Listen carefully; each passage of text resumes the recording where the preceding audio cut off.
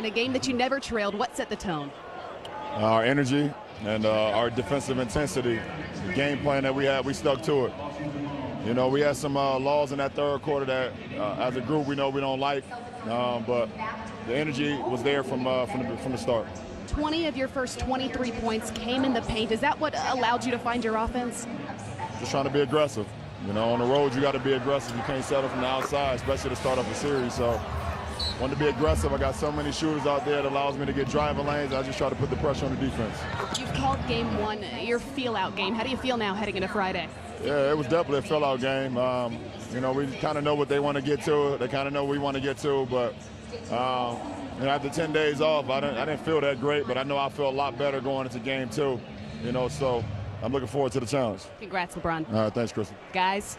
LeBron, by my count, they put about 8 different defenders on you. They rolled a bunch of different guys, whether it's switches or matchups or whatever. When you're having success on no matter who they're putting on you, you think that does anything for you momentum-wise, or does it defeat them at all when they're trying so many different options on you and none of them are working? I don't think it's no momentum. You know, I pretty much know, you know, how many guys I'm going to see throughout the course of a game. I know the guy that's going to start on me. I know the guy that's going to shift off onto me if a sub happens, or, you know, if they go small or if they go big. So, you know, for me, you know, the only thing on my mind is how we can execute the best way we can to get a bucket in this possession. Either if I can get myself shot, if I can drive, give my shooters a shot, or if I can get something for double T in the paint, or if we get to the free throw line. So, you know, it's not even it's not an individual matchup for me, no matter who's in front of me. I'm just trying to, you know, my mind is always racing on, you know, how I can make us the best possession, you know, at that particular time. Bob Sean, the Citizen, for both of you guys. LeBron, I know you study the game the way you do. Are you setting up Kevin to get the best out of him from perhaps back to his Minnesota days? And Kevin, is this as good as you felt, I mean, in terms of your comfort zone year 3 with the team? Well, for me, I saw it in Kev this morning. And I knew what type of game he was going to have, you know, and so, I mean, he came through for us. And I think, you know, we want the mentality of Kevin from Minnesota, but he doesn't have to, his usage rate doesn't have to be as high as Minnesota. You know, obviously we all know that he was a featured guy pretty much every possession going down the floor. You know, and here that's changed a little bit because we have other guys, but his mentality needs to stay the same as Minnesota. And I think, you know, as he continues to get even more comfortable, you know, and tonight was one of those instances where, you know, every time he got the ball, it was a small guard or somebody was in the post, he was aggressive. You know, he grabbed every rebound for the most part with him and Tristan in the paint, and he was very aggressive with his shot. And he also got to the free throw line 10 times, so, 9. But so it definitely, you know, that mentality from Minnesota is what we all love. Days off, kind of keep the discipline that you had day in, day out with practice, and Kevin too, with, you know, obviously all the time you guys have had off, and making sure the momentum was still there. Well, we put in a lot of work. And you know, Coach gave us a couple of days off after we closed the series in Toronto, but after that, we've been on the practice court or we've been in the weight room training as if we were playing. And there's no way you can substitute a game. We all know that. But, you know, the work that we put in this week, we just tried to, you know, be as up to speed as possible when the game did come. And, you know, tonight was just another opportunity for us to, you know, implement our scheme. Our coaching staff gave us a great game plan, and it was up to us to go out and execute it. Ken Berger with The Athletic. LeBron, you've had a lot of playoff moments here in this building, some great moments for you, some disappointments as well. There seemed to be a relentlessness or a ruthlessness in your game and in your approach tonight. Is that for you? Is that for your teammates, or is that for the opponent? Well, I think it's the mindset that you have to have when you go on the road for game one. You can't start the game off, you know, lax or shooting a bunch of jump shots. You know, and that's my mindset. We got guys that can shoot the heck out of the ball, and obviously Kev showed that tonight. You know, but for myself, you know, I have to be in attack mode and just put the pressure on the defense and see what happens. And I was able to do that and kind of just set the tone early, on what we needed to do. And once I started to see the defense start to crack in, then I started to find my shooters. And I don't even think we played, that great tonight. I mean, we definitely didn't shoot the ball, as well as we capable of shooting. I know Kyle had 3 or 4 very, very good looks that he missed, when we had a good stretch. But, I think the energy and the effort and the mindset was where it needed to be starting on the road, especially in the Eastern Conference Finals. LeBron, you said this morning no matter what coverage was shown or you or adjustment was going to be made, you would be ready, your guys would be ready. What did that look like in the locker room before you guys took the floor? Our coach staff gave us a great game plan, Allie, and we knew they were going to make adjustments, and it started with inserting Gerald Green into the starting lineup, so they wanted to get a little bit more, punch in their offensive activity, and it happened early. Gerald Green hit 2 threes, but we just had to figure it out. We're a team that's good on the fly, and we figured it out. We started to push the tempo offensively, get stops defensively, and we was able to turn this ball game full around. With the way you guys are playing right now, is there a challenge or is complacency even an issue? Nah, there's no such thing as complacency in the playoffs because you can lose a game and you can lose a series. Can't let the momentum change. So, listen, we came here and won 2 games in a row. But it means nothing if we go home and think that just because we beat them on their floor, it's going to be automatic at home. So we got to be even more in tune with our home fans. I know they've been waiting on us. I haven't seen us since game 2 of the last series. So we look forward to getting back. Tonight was your 8th straight game of 30 points or more. This mission that you personally are on, LeBron, why hasn't anyone been able to slow you down? I'm just mentally focused, mentally challenging myself to try to be as perfect as I can be. And I know I'm not perfect, but I try to be as perfect as I can be every single night when I come out on this floor, put the teammates in position we'll be successful. And we're doing that so far, and hopefully I can continue that. Because you love a good challenge, you talked about getting back home. It's been 17 days since you've seen that home crowd. What's the challenge you present to your guys to get it even better? We got to get our rest. I mean, it's basically like a back-to-back because we got to fly tonight, and then we play on Sunday. So, the treatment starts now and tomorrow. But mentally, when we come in tomorrow, we got to look at the film. There's still some things we could have did better, even though we played a great game. And we can't be, like I said, there's no such thing as complacency right now in the postseason. So we look forward to the challenge. Jason Lloyd, The Athletic. LeBron, the MVP voting came out a couple minutes before the tip tonight, and wondering if you saw those results, that you were not in the top 3, and if that fit into the game at all, and whether or not you even saw your reaction not being in the top 3. No, I didn't see it. And what you gonna do about it at the end of the day? I mean, my only job is to try to be the MVP for this team every night. Put my teammates, put our franchise in position to be successful, and ultimately complete for a championship, though. So, for me, I know what I bring to the table. This league knows what I bring to the table. So, it's for you guys to write about. It's not for me to be concerned about it. Joe. Joe Varden, Cleveland.com. Before the playoffs, you said you thought that you had enough to win a championship this year. What are you seeing from your team now? 10 straight, and obviously tonight's game was what it was. Where do you see this team right now? We just want to try to get better. I also told you we had another level, and you looked at me crazy. And I told you that. I believe we got another level as well. As well as we played tonight, there were still some things we could have did better. We had a few bad turnovers offensively that we could do better. We had a couple miscues defensively where we gave us some open looks.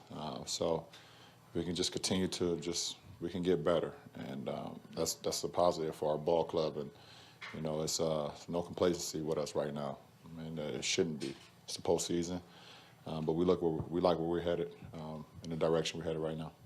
Dave. David Brenneman, ESPN. LeBron, even before the series started, Brad Stevens said that he felt like the Cavs had a perfect roster. That was before you were up 28 in Game 1, before you're up 50 in Game 2. What do you feel about the roster composition and the pieces that you have and what you are potentially able to accomplish with them? Well, I mean, that's a huge compliment, but there's no such thing for us. We don't have a perfect roster. We don't have a perfect team, but we can make up for mistakes, and we can make up for maybe some deficiencies that we may have because we communicate, we fly around, and we sacrifice one another.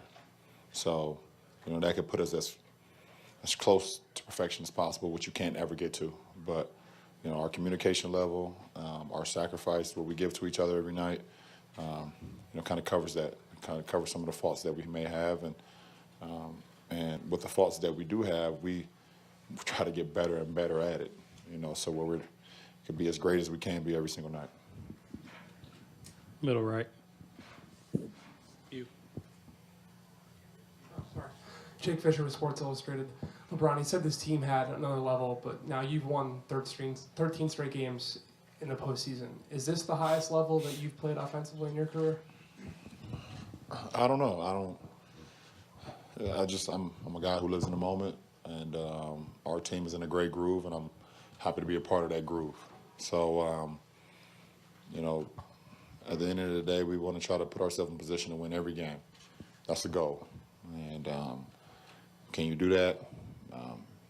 Sometimes you come out with an L, but it's how you learn from those experiences that's going to help you off the next time. So we are in a good groove as a team, and we want to try to continue that going home. Left side.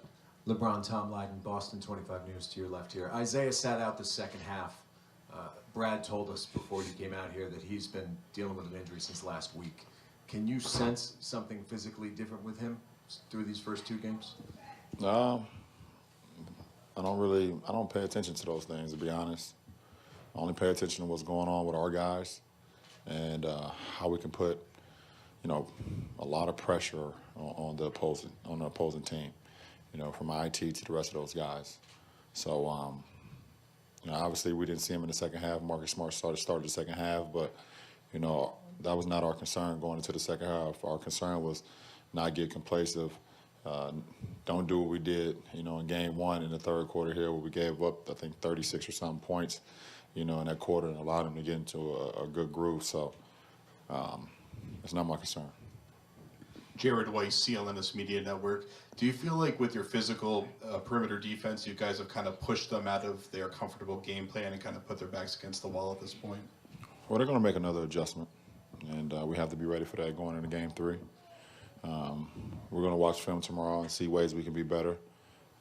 We do have some great perimeter defenders that takes the challenge, but we also have great third-line defense as well, with our front line who communicates, pick and roll coverages or pin down coverages or whatever coverages that's going on that allow the guards to get up into the ball or, do what they need to do to be successful versus their guards.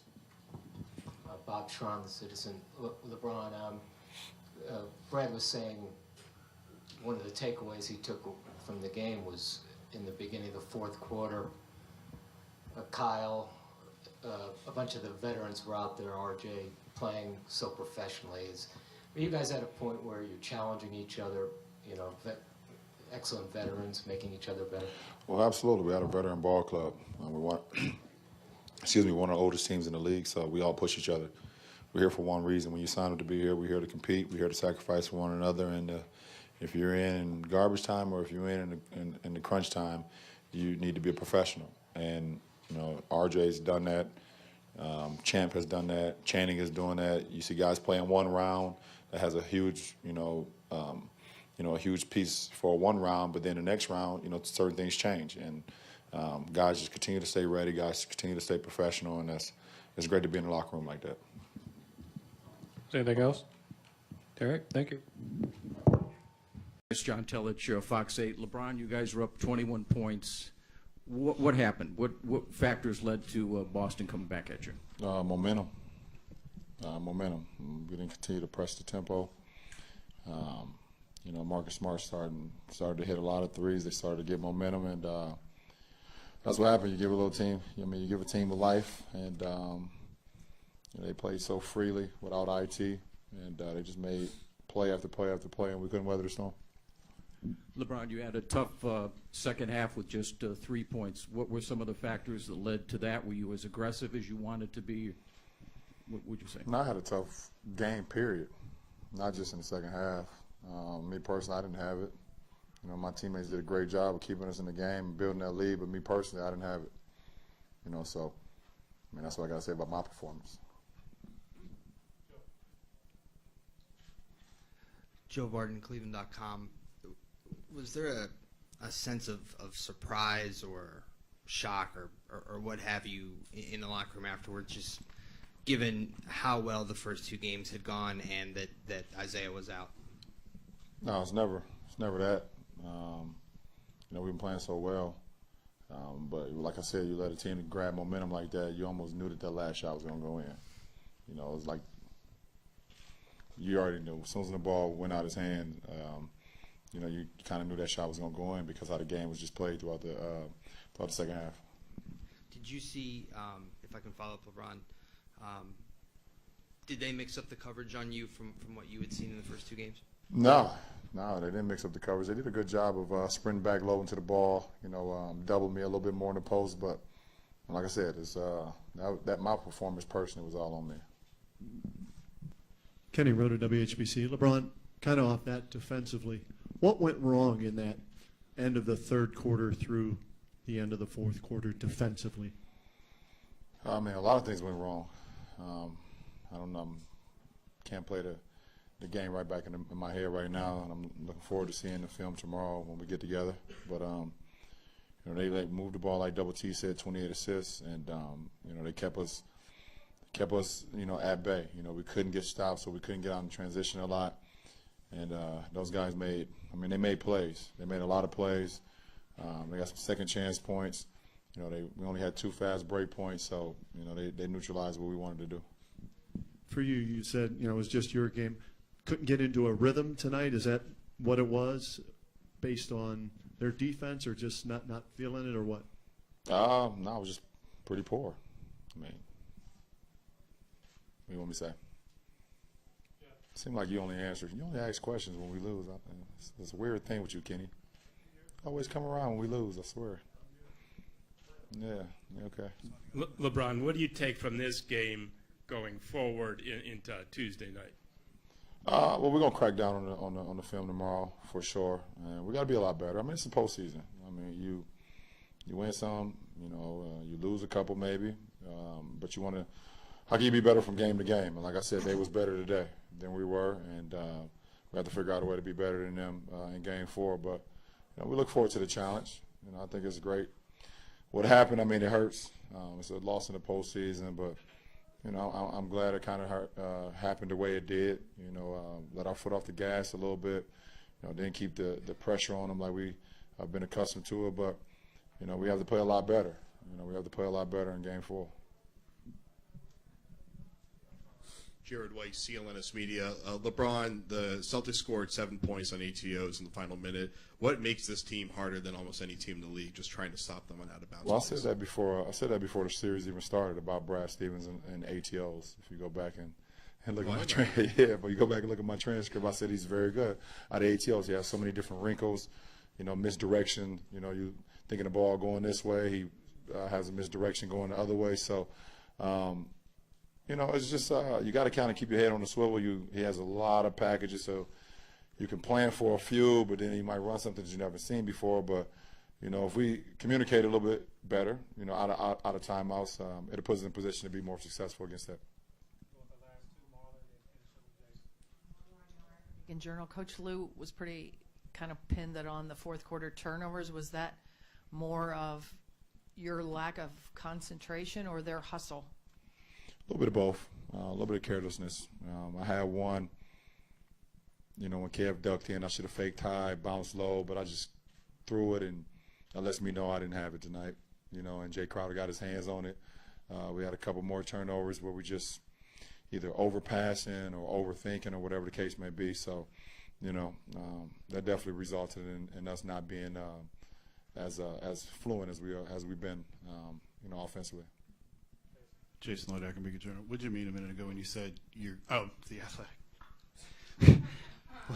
We got a good. I get it, but they no. What did you mean a minute ago when you said you're kind of glad it happened the way that it did? Well, I feel some adversity is all part of postseason. I feel like you have to have some type of adversity in order to be successful, and so I'm glad it. I mean, if it was going to happen, let it happen now. Let us regroup. let us regroup and all the narrative and everything that was going on. Let's regroup and let's get back to playing desperate basketball, which they did tonight.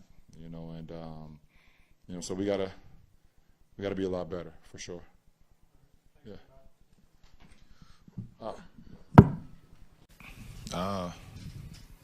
Nothing. Same thing I've been saying since I got here. I've been saying he's a special kid, he's a special talent. As the stakes get higher and higher, his game gets higher and higher. But it was nothing surprising for me. But he rose to the occasion and he put the team on his back. And we definitely needed that effort from him. And, like you said, he's just been kind of dictating the game and being a playmaker and things of that nature throughout the playoffs or even throughout this series so far. But tonight, he showed why he's one of the best point guards in the league. And he commanded us, to be better, especially in the second half. Jared Weiss, CLNS Media and Celtics blog. When the Celtics were switching on you in the fourth quarter, you would often size up or switch on you and take it to them and often would pull back for a step back. What were you seeing when you get those looks? Just trying to be aggressive. Obviously, I couldn't be as aggressive as in the first half because of the foul trouble. So, if I'm on the floor, I got to be aggressive and, try to make plays, help our team be successful. And, read the defense. I was able to still be aggressive and find, two of our shooters, for 2 threes, found Kev, found Swish. So, it was just trying to read the game, the game in between the game, and it worked well for us. LeBron, Ray Jeske, ESPN 990.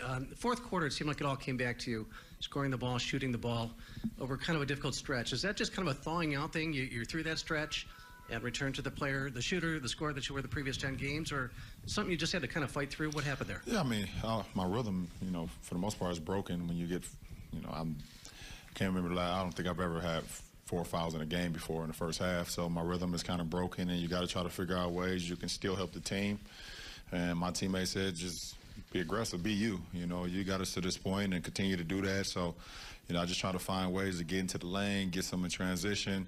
When they backed off, shoot the jumper, and felt very comfortable with it. So I was able to get back into a rhythm very fast. And by the same token, do you feel as a team that you've kind of recovered now that you got to go back into Boston for Game 5 and you kind of refound whatever you had prior to Sunday? Well, at the end of the day, you play the game that's in front of you. We didn't take care of business in Game 3. They played well. Tonight they played well again, but we was able to play well, especially in the second half, and we defended. And if we defend, then we're going to always give ourselves a good chance to win. So, we look forward to, to the next game. And, it's a difficult challenge because, our preparation going into the series was going against a team with Isaiah. So now, they're playing a lot differently now. So we're trying to figure out exactly what they're running and things of that nature. So it's been very difficult on this, without, IT on the floor. But, now this is 2 games that we've been able to see them. We're going to get a better understanding. So, we should be a lot better in Game 5.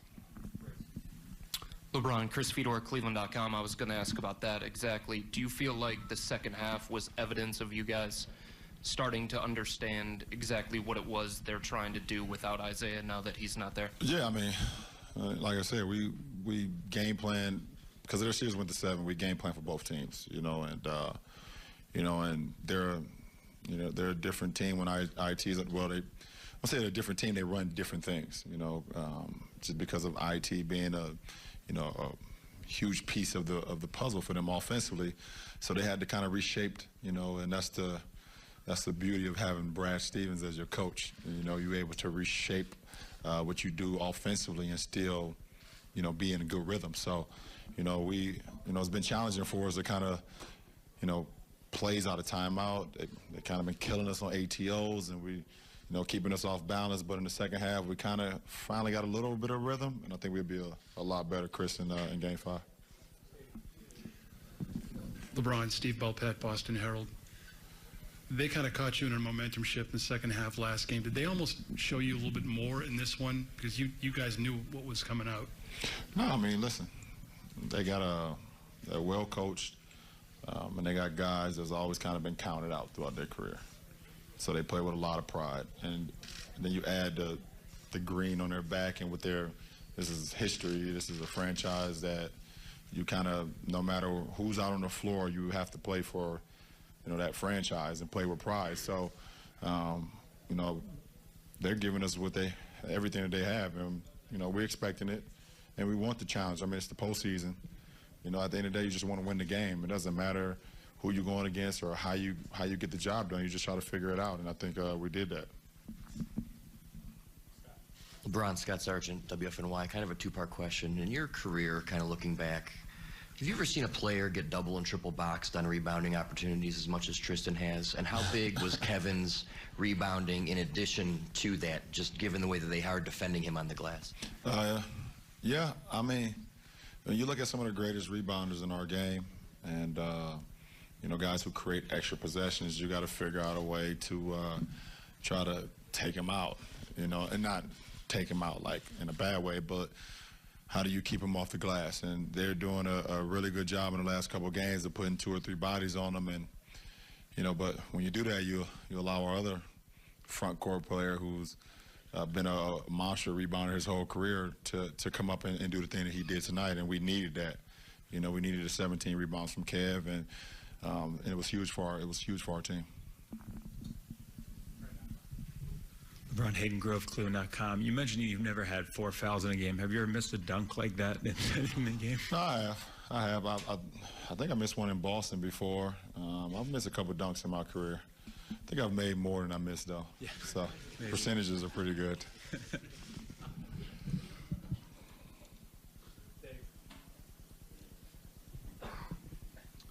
LeBron, Dave McMenamin, ESPN. When you came into the league, there was not a superstar on your team that you had to kind of manage with or manage your game with. What have you seen about the way Kyrie has either taken your example at sometimes or take the lead other times? When I came into the league, or my first 7 seasons in the NBA? Right, your first 7 seasons. Yeah, exactly. I mean, the kid is special, and he basically was just waiting for the opportunity to be able to blossom. And I'm just happy and blessed that when I decided to come back that I was able to help him blossom, I guess, because he gets to play, in games that he's always been built for. He just never had the opportunity because of the team at that point in time. So, me coming back and we getting Kev and making a trade for JR and Timo and Shump and all the pieces started coming together, and Double T gets better, and Delhi and all that. And in year 1, it started to, even though it wasn't the successful season that we would have hoped for, it gave him some experience that he didn't have in his first, I don't know what he had, 4 seasons before I got here, that he didn't have, but he was already built for it. His game was built for it, and I'm happy, like I said, to be able to, I guess, sit back with 4 fouls and see him do what he's always been built to do. He was born for these moments.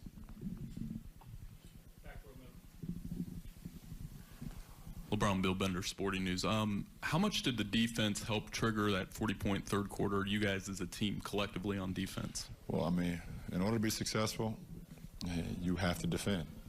You have to defend, and especially versus a team like this who move the ball, share the ball, move bodies, and they're very precise with their offensive sets. You have to defend, and it allows us to get to our best attribute at times, and that's to get out on the open floor. So I think that allowed us to outscore them by 17 in the third. Dave Chudowski, WKYC, Channel 3, Cleveland. LeBron, the sense I got from Boston fans when I left there, they didn't really feel like that they'd be coming back, that you guys would come back. How difficult will it be to close them out with a chance to go to the finals again? Well, the closeout game is always the hardest. And then also you're doing it in Boston, it's going to make it even harder. So, we have to go in with the bunker mentality as we had in Game 1 and Game 2 to go out and do what we do. But we have to defend. We have to execute offensively. We have to have low turnovers, and we have to try to make them miss because some of those guys play a lot better at home. It's just how the game be played. But we play the game, and we'll see what happens. Appreciate it. Absolutely. It's the first time I've seen him since he didn't return for the second half in game 2, I believe. Yeah, game 2. And, I never, throughout the series, we didn't get an opportunity to actually have that moment. And I know I said a few things, in the media about the situation he was going through. And, but it was, I was happy to see him. So, just give him a big hug from myself and my family, through, just how tough and determined the guy is, and to be able to go through the situation he was going through on a day-to-day basis, still being focused and maintaining his focus for the team. And, family is everything, and basketball comes second, after family. And to see him perform the way he was performing throughout the playoffs under the circumstances was just, it was a treat to watch. So, a lot more words were said, but that's the gist of it. Little right. Hayden Bird, Boston.com. LeBron, given how far the Celtics made it this season and that they also own the #1 pick, how likely do you think it is that you'll see them in a rematch next year in this series? I've answered one question, though. I don't know. Listen, I mean, that's a question that none of us can answer in here. They have a great, team right now. IT is going to come back healthy. They have the #1 pick. See what they do with that. But I can't answer that question to know if we're going to play them in the Eastern Conference Finals next year. I have no idea. Joe. Joe Varden, Cleveland.com. What goes through your mind on a night like tonight? I mean, you become the all-time leading scorer in the postseason. You're going to your 7th finals. You're going to face the Warriors for the 3rd time in a row. That's never happened. None of these things have ever happened before. What do you pick to think about? I think the first thing for me was seeing the excitement on Kyle and Darren's face. You got one guy with 12 years, first finals appearance, and another guy 14. And another guy 14 years, being a part of the postseason. So, these guys are out of their mind. So that's the first thing I pick for, and just seeing the excitement around my teammates. I do it for them, and, they give it back to me as well. Chris. Yeah, love you, boy. LeBron, Chris Fedor, Cleveland.com. Going back to that, those guys haven't been to the finals. What's the message to them as they get ready for this journey? Well, I don't have a message right now because we need to live in the moment. Like I said, it's been 12 and 14 years for those two guys, so we all need to soak this up. This is a great moment, and this is not promised. We know that. But, once we start to lock in on, that beast of a matchup that we got next round, then we'll be very focused, and I'll let those guys know what to expect out of a finals appearance. PJ. LeBron, PJ Ziegler, Fox 8. Richard Jefferson said in the locker room today, he was asked about you breaking MJ's record, and he said, I can go on record and say that when LeBron James is done playing, his records will never be broken. Just your thoughts on hearing that from RJ, one of your teammates. Well, I love the fact that RJ does that because we have a great partnership at Uninterrupted, and Road Tripping is doing very well right now. So it's a huge plug. It's a huge plug for my business and our partnership. So thank you, RJ. You're unbelievable. Dave. David McMenamin, ESPN. LeBron, from the number that you wear on your jersey to, just the way people have talked about this one guy be such a luminary in the game and you trying to chase it. How do you put into words passing Michael in such a statistic that has a lot of stature in this game? I think, well, first of all, I wear the number because of Mike. I think I fell in love with the game because of Mike, just seeing what he was able to accomplish. But I felt like Mike was so. When you're growing up and you seeing Michael Jordan, it's almost like a god. So I didn't never believe I could be Mike. So I started to focus myself on other players and other people around my neighborhood because I never thought that you could get to a point where Mike was.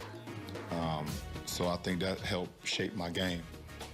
And I think the biggest thing for me sitting here today after breaking the all-time scoring record in playoff history is that I did it just being me. I don't have to score the ball to make an impact in a basketball game. And that was my mindset. You know, when I started playing the game, I was like, if I'm not scoring the ball, how can I still make an impact on the game? And it's carried me all the way to this point now.